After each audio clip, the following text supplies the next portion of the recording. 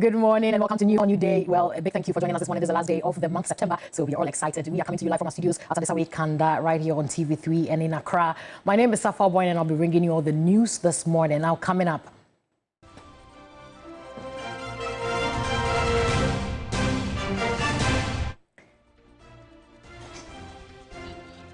September 30 deadline for government to declare a state of emergency to deal with illegal mining in Ghana expires today. Meanwhile, organized labor says it will meet to decide its next line of action.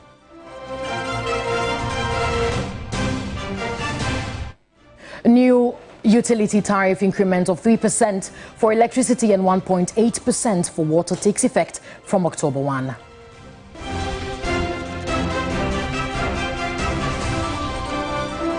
Independent presidential candidate and leader of the Movement for Change, John Alantramanten, joins call for release of 42 Democracy Hub protesters.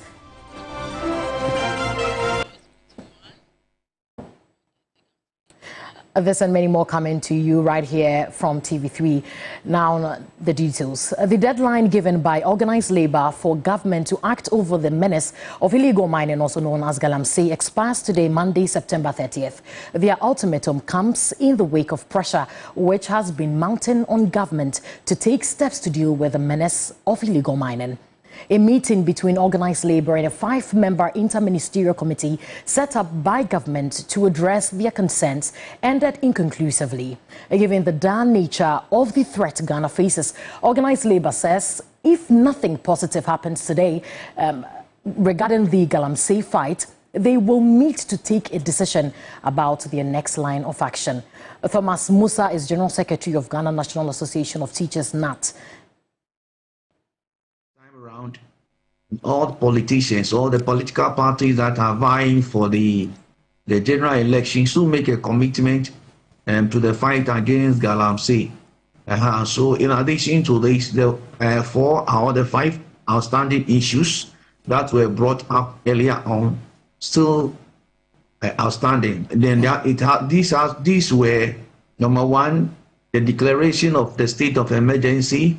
Number 2, the revocation of the LI that gives mandate to people to engage in mining in our forest reserve, and also the Galamsey activities and all those, the LI should be revoked. Number 3, the military and the police should be given a free hand to operate. All the machines that are being used, all those things should be moved out of our forest reserve. And the last one is that we need a special court to try all those engaging in Galamsey and to that extent destroying our forest that has led us to between life and death. Since that particular meeting of the 5 ministers, there has not been any meeting again, and we are just waiting that our demands will be met by His Excellency the President of the Republic of Ghana. And like I have said, if nothing happens tomorrow, yes, on Tuesday, organized labor will meet to determine the way forward. Well, still on Galamsey, the call for action on tackling illegal mining, popularly referred to as Galamsey, has intensified. The president of the Ghana Journalists Association, Albert Kwabena Jomfo, urged President Akufo-Addo to declare a state of emergency over water bodies before the end of his tenure. He was speaking at the 28th award ceremony of the association's 75th anniversary. The government has come under severe criticism over its inability to deal with the illegal mining menace, Galamsey, which has devastated large swaths of forest cover and has left water bodies heavily polluted. Labor unions, civil society organizations, environmental activists, professional bodies, the minority caucus of parliament, and the media have all called for more bold and radical measures to end the illegal mining menace. Already, the Ghana Water Company has warned it cannot guarantee water in parts of the country if Galamsey is not checked. Despite these calls, little to nothing has been done. Speaking at the 28th Ghana Journalists Association Award celebration, President of the association, Albert Kwabena Jomfo, criticized the loud silence of President Akufo-Addo over the situation. Mr. President, the father of the nation, made a firm vow to stop Galamsey. But regrettably, that promise has not been fulfilled, Mr. President. You are barely 3 months until the end of the administration, and we are hopeful that you will deal with the situation before you leave office. We still maintain that a state of emergency must be declared over our water bodies, and all planned and active mining concessions overlapping with river buffers should be abrogated, and all mining activities within 100 meters buffer of all rivers and streams should be halted with immediate effect. We also reiterate that LI 2462 should be repealed immediately. Albert Kwabna Jumfo also called on the government, the Judiciary Service and the Ghana Police Service to take steps to release protesters who were arrested during the Democracy Hub protest. We note some excesses and provocations that occurred during the demonstration, and the GJA condemned these excesses in no uncertain terms. However, we also believe that remanding the protesters for 2 weeks is too extreme and does not send positive signals when it comes to protecting human rights. Our constitution mandates us to protect the human rights of citizens in this country, and as the president, I will lead that charge. As a result, we add our voice to calls on the government, police, and the judiciary to take steps to release the protesters immediately. Despite Ghana's lower rank in press freedom, President Akufo-Addo says his government remains committed to ensuring media freedom from attacks. I remain deeply committed to ensuring that the media in Ghana remains free, vibrant, and independent. Media freedom is not a privilege, but a right enshrined in our Constitution, and it must be jealously guarded. The 28th Ghana Journalists Association Awards celebrated the hard work, resilience, and professionalism of journalists in Ghana. Well, we still stay on the issue on Galamsey. The new Patriotic Party NPP Member of Parliament for Asante Akim South says it will be a political suicide for the government to ban illegal mining outrightly. Kweku Asante Boateng noted that when the party tried a similar move in 2020, it lost all the seats in constituencies with mining activities. He spoke to journalists on the sideline of the North Kaneshie Assemblies of God annual program dubbed the Gathering of God's Champions. With less than 3 months to the general elections, the ruling NPP administration is not taking chances as it fears any unpopular policies may dwindle the party's fortunes. As illegal mining continues to plague the country's rivers with persistent calls for government to end the menace, some NPP MPs have become emboldened to kick against the ban. MP for Asante Akim South, Kweku Asante Boateng said the NPP lost all seats in mining areas in 2020 as a result of the unpopular decision. As a government and as a party, I strongly believe and I'm of the opinion that it's not a listening government, but because we are always conscious of power and getting power. We don't want to, and I will emphasize, no political party will do something that will not impose let it be power, more or less. And I have to be blunt here. Meanwhile, the clergy has been speaking about the need to ban it. Head pastor of the North Kaneshie Assemblies of God Church, Reverend Anthony John Doe, said the government must review the existing policy. Unfortunately, you realize that some of these leaders who we have put in place or who are supposed to take this steward of this nation, it's unfortunate some of them double in this issue. And I think it's about time that we rise up, civil society, individuals, people in authority, the church have to speak now against it. The Gathering of God's Champions is an annual flagship program aimed at giving back to society and ensuring spiritual upliftment. Now away from Galamsey, independent presidential candidate and leader of the Movement for Change, John Alantra Manten, has condemned the arrest and remand of 42 protesters, calling for their immediate release. Alantra Manten described the actions of law enforcement as unlawful and accused the government of using intimidation tactics to suppress the voice of the youth. In a strongly worded statement, Alan Chamartin emphasized that Democracy Hub protesters were exercising their democratic right to express grievances and urged the authorities to respect their constitutional freedoms. Today, I join many Ghanaians from all over the country in expressing my utter dismay and condemnation for the continued incarceration of several young Ghanaians belonging to the Democracy Hub who took to the streets a few days ago to express their anger and frustration at the government's inability to deal drastically and substantively with the challenge of illegal mining, otherwise referred to as galamsey. The Movement for Change leader criticized the police for what he termed unjustifiable arrest, arguing that the demonstration was peaceful and conducted in the right direction. It is within the constitutional rights of any and every Ghanaian to express freely their opinions and to assemble in pursuit of their constitutional right of freedom of speech, expression, and movement. It is beyond my wildest imagination to believe how the Ghana Police Service could have supervised a demonstration for a continuous period of 3 days and thereafter bring charges of unlawful assembly. Alan Chamartin called on the Attorney General to discontinue the case against the protesters. He accused the government of using the justice system as a tool to stifle dissent. My appeal to the Attorney General is to file an application for nolle prosequi to terminate the criminal case, or at worst, not to oppose an application for bail or the application for the abridgment of the period for which the accused persons have been remanded in custody.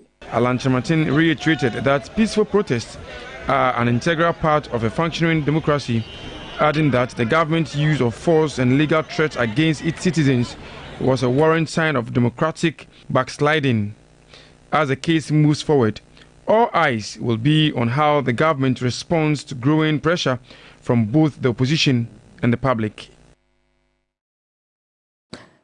The Public Utilities Regulatory Commission, PURC, has announced a 3.02% increase in electricity tariffs.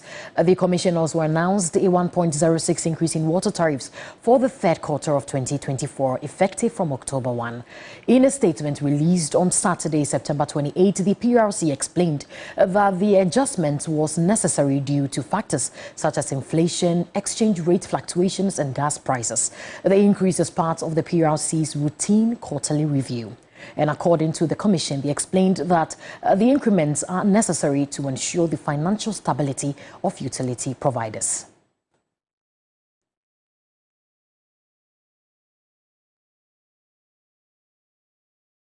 All right, still on EC, the Executive Director of the Africa Center for Energy Policy, ACEP, Benjamin Boakye, is calling for drastic action to tackle the Electricity Company of Ghana's debt. As of 2022, the Electricity Company of Ghana's revenue losses had risen to 9.7 billion Ghana cedis. Speaking on the key points on Saturday, Benjamin Boakye noted the Electricity Company of Ghana has grown in waste and mismanagement over the years. When people are poor at their job, regardless of what reason they give, we can only thank God for it. I mean, this is ECG that has grown in waste and mismanagement over the period, creating losses from 295 million in 2017 to 9.7 billion in 2022. By the time we get a full picture of what happened in 2023, we're talking about 13 to 15 billion Ghana cedis of losses. That's how terrible they have managed the business. And therefore, I mean, we can only be thankful when such people exit their job. And we have been questioning over time how we have people managing an organization that terribly and not delivering value. And the budget keep paying for this weight. Beyond the debt that we see in the books of ECG, also other debts that are sitting with government that have to be paid and also contingent on the budget.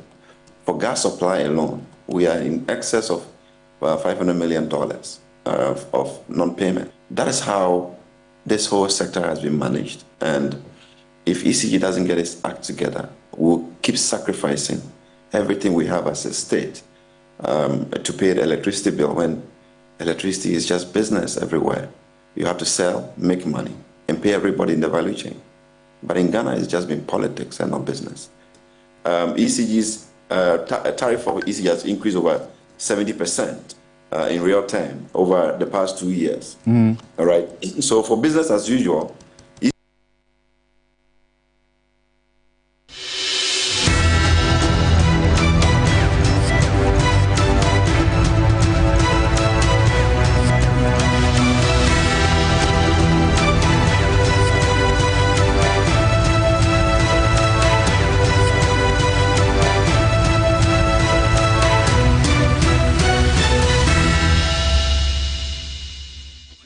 This is your Election Command Center, where we bring you all the credible updates in the world of politics.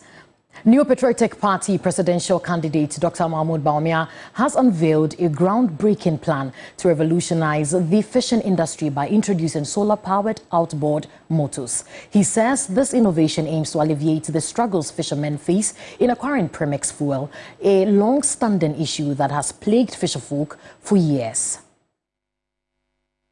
During his interaction with residents of Axim in the Avalue Ajomorojira municipality of the Western region, Dr. Bawumia stated that the next NPP government will prioritize solar energy, targeting 2,000 megawatts to significantly reduce electricity costs.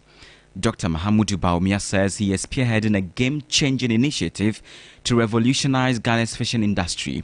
This initiative will introduce solar-powered outboard motors by the end of October this year, aiming to provide a permanent solution to the long-standing premix fuel problem. Premix no a major problem. Outboard motors also a major problem. But we have come up with a way to help fishermen. A new initiative that will substitute a premix-powered outboard motors with a solar-powered one. The first phase of this initiative will be rolled out before the end of October this year. Premix fuel and we have no power to power the outboard motors. Eja Edina Kobina is a member of the Canoe Owners Association and the chief fisherman at Apeusika, a suburb of Axim. Na ebiana solar no na wadin wa na wakofo adoso gidi charge ansa na machine wotuma na wayo. Most of our fishing activities happen at dawn, where there is no sunlight. So I want to know whether these solar-powered outboard boats could last for at least 3 hours if charged. Nsunu guda machine unduma nsunu guda solar no onko offer. He is concerned about the devastating impact of the forest ban on canoe production, emphasizing that the cost of building a canoe has skyrocketed due to the restrictions, making it challenging for fishermen to afford essential equipment. The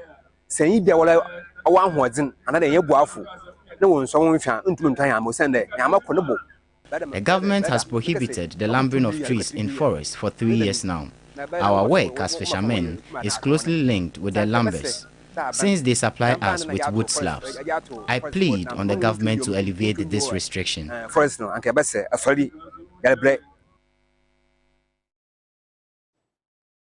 Now going to the NDC camp, as part of its commitment to inclusivity and gender equality, the main opposition National Democratic Congress NDC will officially launch its Women's Manifesto on Monday, September 30, 2024. The event will take place at the Kwame Nkrumah University of Science and Technology in Kumasi and will feature NDC presidential candidate John Dramani Mahama alongside his running mate, Professor Jenana Opukwajaman.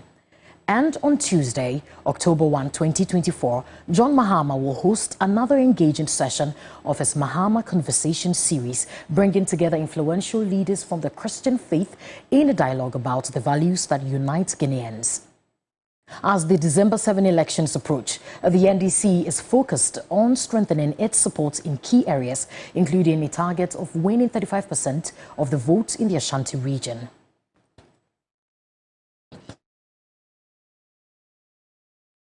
Still on the NDC, In the lead up to the 2024 elections, security matters is integral to the goal of the electoral process to enhance the capacity of women to play active role in shaping security policies. Some selected grassroots women have been trained at a week-long training program organized by the Kofi Annan Peacekeeping Training Center.